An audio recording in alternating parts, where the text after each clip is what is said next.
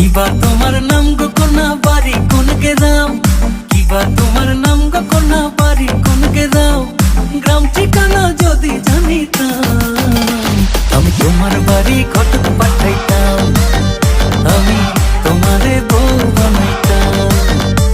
তোমার এলোমেলো চুল আমার মন হইল ব্যাকুল, তোমার এলোমেলো চুল আমার মন হইল ব্যাকুল, যদি তোমার সম্মতি পাইতাম আমি তোমার বাড়ি ঘটক পাঠাইতাম, আমি তোমারে বউ বানাইতাম।